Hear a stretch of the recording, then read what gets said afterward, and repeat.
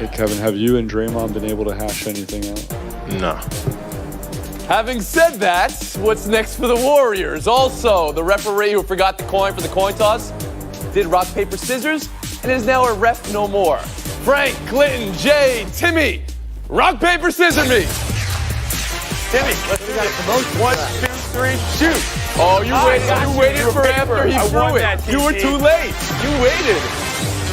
I was the king of that for years. Jonas Jerebko, 14-13, a plus 23, stepping in for the suspended Draymond Green last night. Kevin Durant had 29, had that very direct answer that they had hashed nothing out before the game, and he's Steve Kerr. Nobody ever talks about Kevin's free agency. Doesn't bother any of us. Lip readers, do you question what Durant was saying there 2 nights ago? All that is in there. So is the press conference Bob Myers had to announce that Draymond was suspended. A lot of meaning, double meaning, hidden meaning here. There is a whole lot to get to here, J.A. Adonde. Around the horn first to you. Do you agree with the Green suspension and how the Warriors played this? It'll only look good if Kevin Durant signs in the offseason. And clearly it was geared toward that, toward staying on his good side for the organization. But it really, if you look through recent years of recent suspensions over the past few years, imposed by the team, you don't see this type of suspension. It's generally if a player goes at a coach or if he clearly violates a team rule like missing a practice or missing a plane. Only time is player versus player if it's an actual physical altercation like Bobby Portis with the Bulls last year.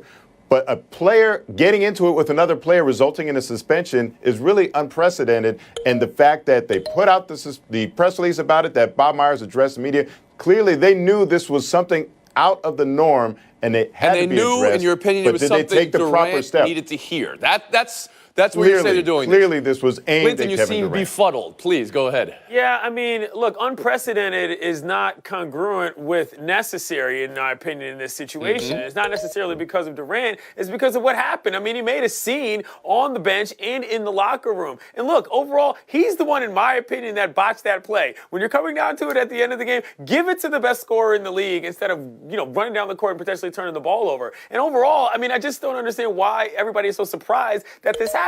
Last time I checked, Kevin Durant was the 2-time Finals MVP. Okay. This dude at this stage of the team is more important than Draymond Green is for my money. I'm not saying Draymond's importance to the franchise isn't a bigger deal, but when it comes to the value on the court, KD matters more. Frank Isola, how do you see it? Yeah, Clinton conveniently forgets that they won before Kevin Durant arrived. And if you're Draymond Green, you're a pretty accomplished player. You're dribbling down the court. The last thing you need is a player standing behind you, clapping at you as if you're a rookie. And that's what got Draymond Green ticked off. And I think all this stuff boiled over, all this stuff about free agency, and Jay is 100% right. This is all about protecting Kevin Durant at the expense of Draymond Green, who gets upset over a travel call in the first quarter of a game. How do you think he took it when they told him, hey, by the way, we're going to publicly embarrass you, we're going to suspend you, and we're going to take away $120,000 of the money that you have come into you? This could not have gone over well. TC? First of all, I think Kevin Durant was letting him know there's a pretty good 30-foot shooter over here who's open. If you want to throw me the ball, you want to go ahead and win this game. But here's what I think. This is the organization telling us we don't really know how to control or rein in Draymond Green, and a lot of times we don't want to. We like him being the way he is, but we don't have anybody who can go up and say anything to him, so we're going to suspend him. He's going to hate it. It's going to be a huge story, even though it's a regular season game with the Hawks, and we'll just take the fallout from that because, you saw in the game DeMarcus Cousins talking to him, trying to calm him down a little bit. DeMarcus Cousins hasn't played his first minute for the Warriors. He can't really do it. I think this is all, they felt like this was their only option. Just the mere mention that you're invoking DeMarcus Cousins as the cooler heads will prevail tells you enough about the scenario. Jay, you want back in. Please go ahead.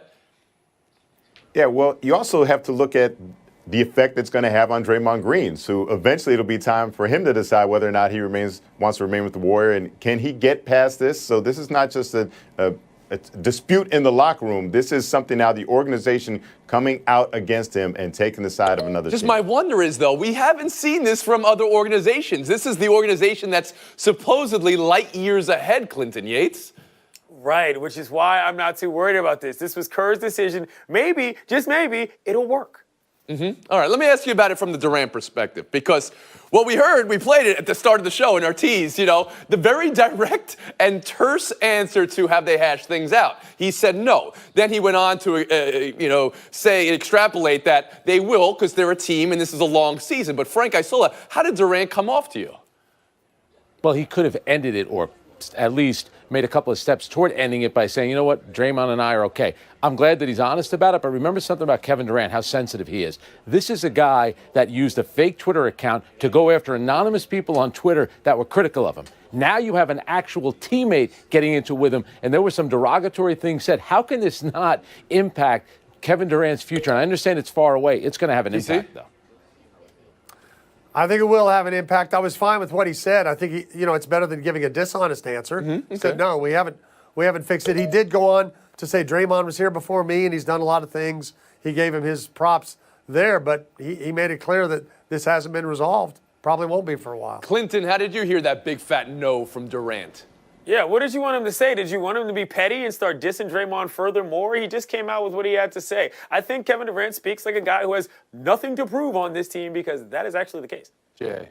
But Clinton, what's most noticeable is what he did not say. He did not say, I feel like this organization has my back after they took that dramatic step to him. And people want to talk about, it's just like Kobe and Shaq. They were able to coexist for a long time. Well, guess what? The year it didn't work out, the year they didn't win the finals together was the year that Kobe had the option to opt out of his contract. That's when it all fell apart. They lost to Detroit in the finals, and then the team was blown up. Kevin Durant can opt out this offseason. I mean, I guess in the end, I want to focus, though, on the organization here, all right? Because, again, I go back to this. Light years ahead.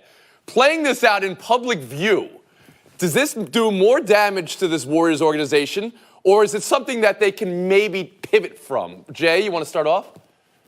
I think it's good that they at least acknowledged it. And the fact that it took one play at the end of one game in November to bring all this stuff out into the light shows you just how serious it was, and it was looming just beneath the surface. But I think that by being so public with it, at least they're trying to get ahead of it. So I'll give them credit for that. Yeah, there's a lot of heat on this stove, but everything is cooking correctly. I think all the decisions that happened here made sense, even if a lot of them went on. I have no issues with this, and I like the fact that it all happened, in the course of one night. Isola. By the way, Clinton, they proved something before Durant arrived, that they could win without him. Here's my thing. If you look at the faces of Steve, they won 1 out of 2. Here's the thing. If you look at the faces of both Steve Kerr and Bob Myers, you can tell that they know this is a major crisis on their hands. The biggest crisis they've faced since Draymond Green was suspended for Game 5 back in 2016. That cost them a championship. You wonder what this is going to cost them since Draymond Green was the one recruiting Kevin Durant to Golden State. The show after the horn. I think winning like only they can win will resolve a lot of this and put it behind him. But as Frank said earlier, that won't change how Kevin Durant feels about his future and whether he wants to stay with this team. That's going to linger. That's going to be there. We've been Horn. We'll move on. Sixers Magic. Let's talk about the Jimmy Butler debut and how he meshes with Joel Embiid and Ben Simmons and how he devours Markelle Fultz and whether Jimmy Butler will be happy this time, according to Bob Ford in Philadelphia. Frank, how do you see this playing out, and is Jimmy's happiness really how this should be measured? Oh, it's keeping me up at night worrying about whether or not Jimmy Butler's going to be happy. He wasn't happy in Chicago. He wasn't happy in Minneapolis. And now he's joining a team with 2 young, high-profile teammates. It's going to be up to him to make it work. And guess what, though? At the end of the rainbow, there's a pot of gold. If he plays well, stays on his best behavior, they're going to pay him. And ultimately, that was the issue in Minnesota, and that's what will be the solution in Philadelphia. Yeah, and in Minnesota, he exercised the nuclear option. So unless he's going to do that again in Philadelphia, I don't think you're going to see him bring the same problems to the table. But again, one of the people he popped off at in Minnesota was GM Scott Layden. He ain't doing that to Elton Brand. You saw that picture of those two standing right next to each other. That's going to be a problem if he starts yelling at his face. Did you say unless he hits the nuclear option again? How many times do you get to hit the nuclear option before it actually is something that you can't recover from? Jay Adande, how about you?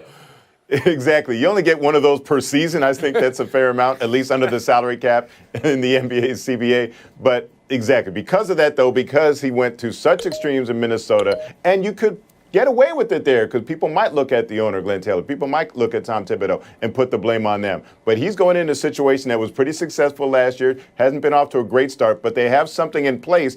It's enhanced by his presence there. So if he messes it up, then that's on him. Nobody's going to look at anyone else at Jimmy Butler. So I think that will force him to fall in line, and it certainly will keep him quiet.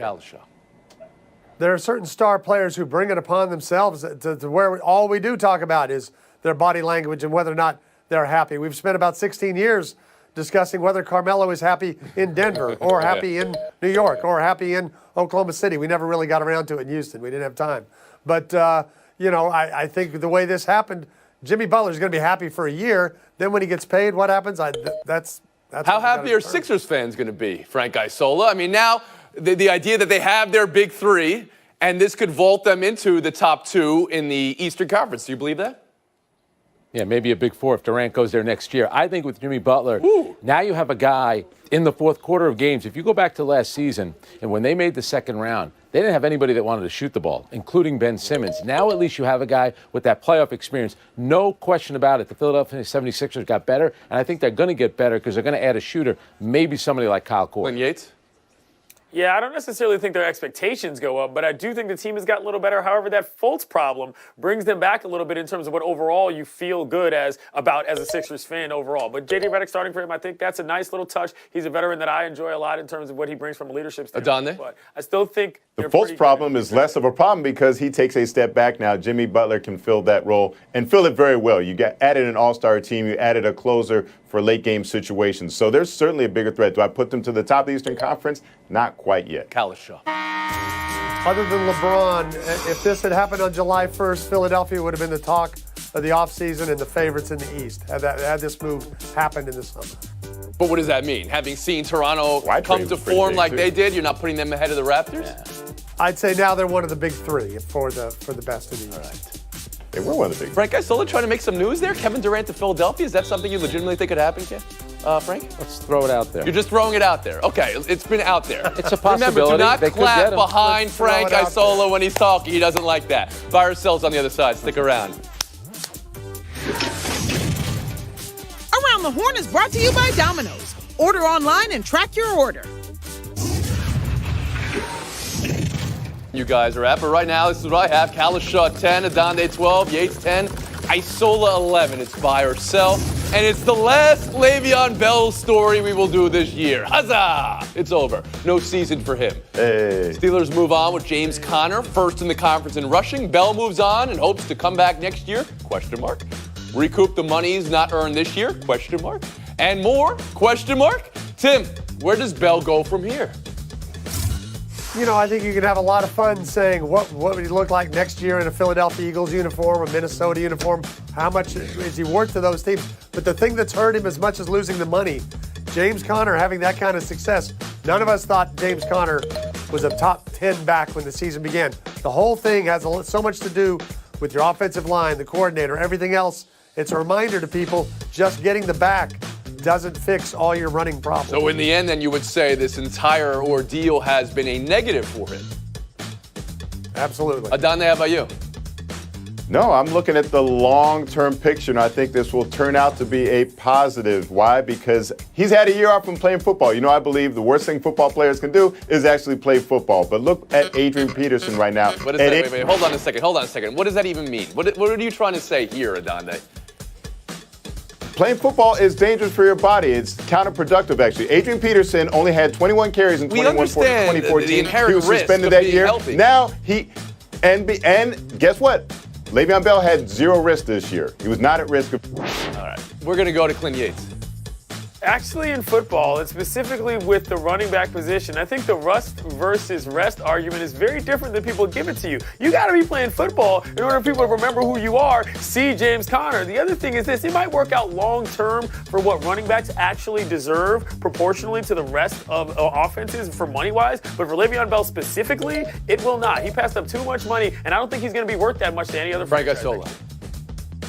Man, I give him credit for this, though. He's betting on himself that he can get a better deal as opposed to holding a franchise hostage, not playing and still getting paid. I'll say this about the Steelers. I always felt Ben Roethlisberger, Brown, and also Bell, they had the best combination. Quarterback, running back, wide receiver, they don't have that anymore. Jay Adonde, are you questioning your decision now to make the argument that you did, or? No, I'm questioning you I'm just saying, not recognizing this infallible logic. The worst thing a competitive banter can do is compete with banter, I guess, is what you just heard. We'll move on. Buy or sell 2. The Rams went from 2.5-point favorites to 3.5-point favorites once the NFL moved the game to Los Angeles. Buy or sell, Jay? I'm buying the Rams being the beneficiary of this or playing at home. I'm also buying the fact that the first responders in the Los Angeles area who've been battling this fire will be able to see the Rams at home because the team is providing free tickets for a lot of the emergency workers.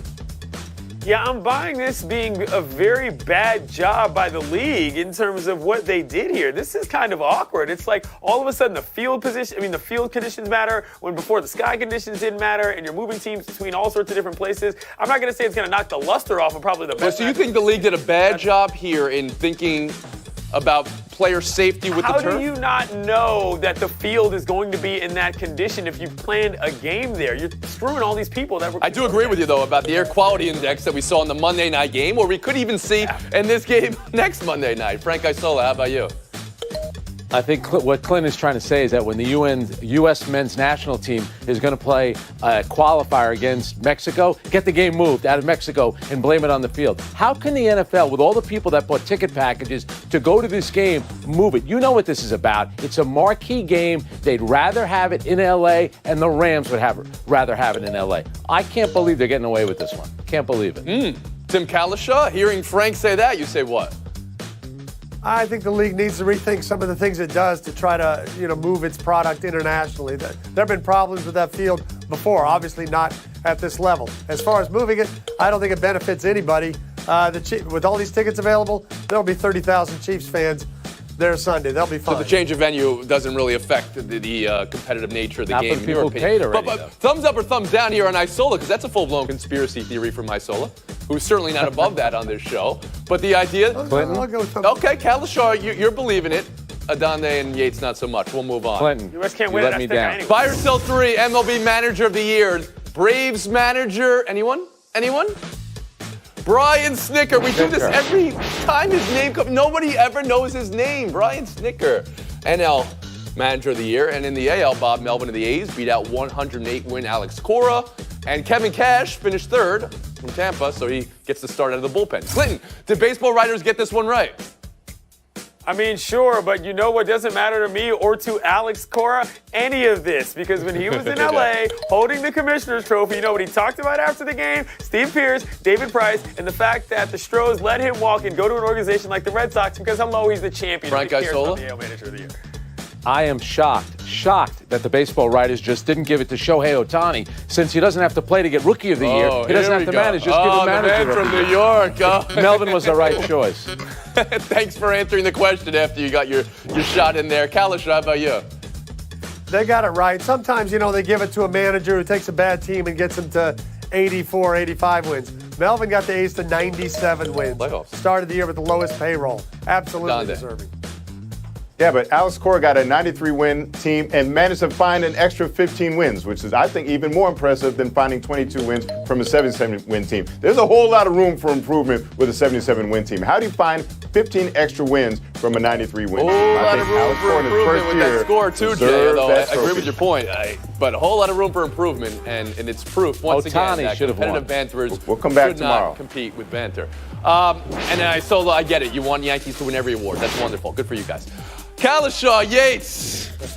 Next showdown will be, I think it's the first matchup between these two in this new reality here.